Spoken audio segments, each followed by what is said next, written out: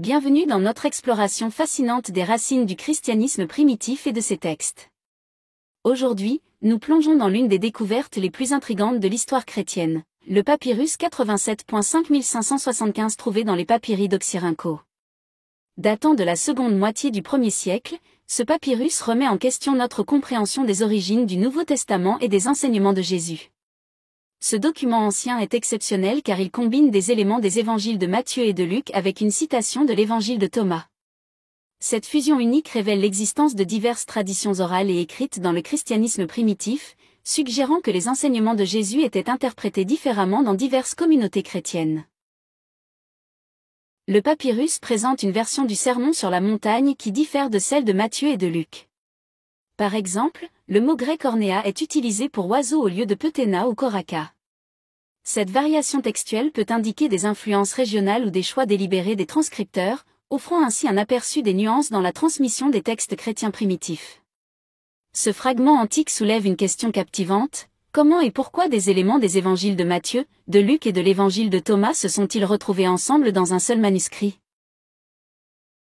Cette combinaison unique suggère une période de formation du canon du Nouveau Testament où les frontières entre textes canoniques et apocryphes n'étaient pas aussi claires qu'on pourrait le penser aujourd'hui. Cela nous amène à réfléchir sur la fluidité dans la transmission des enseignements de Jésus durant les premières décennies du christianisme. L'inclusion d'une citation de l'évangile de Thomas est particulièrement fascinante. Considéré comme un texte apocryphe par la tradition chrétienne établie, l'évangile de Thomas dans le papyrus 87.5575 nous défie de repenser le rôle de ces textes dans le christianisme primitif. Cela pourrait-il indiquer que les communautés chrétiennes primitives acceptaient un spectre plus large de textes sacrés?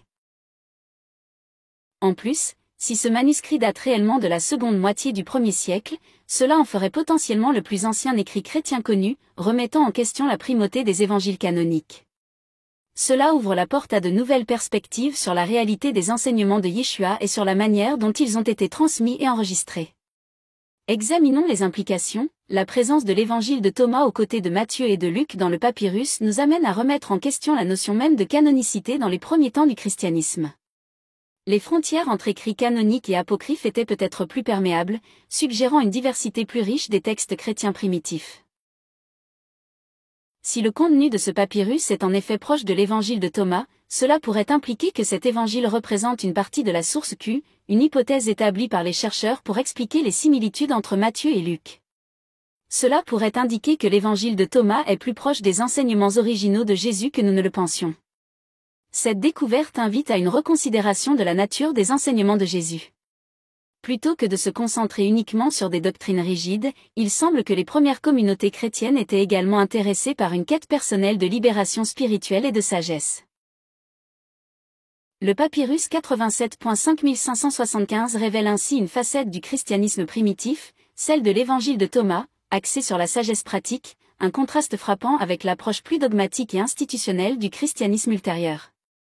Cette découverte nous invite, croyants et non-croyants, à revisiter les enseignements de Jésus avec un regard neuf.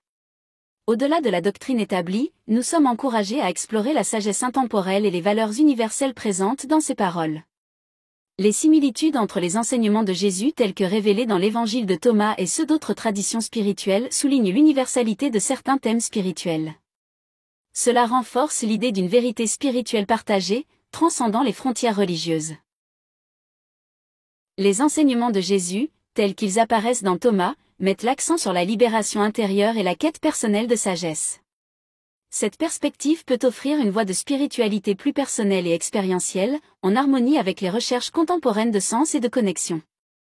Les paroles de Jésus, dégagées des interprétations strictement religieuses, peuvent servir de puissantes réflexions pour la méditation et la contemplation personnelle.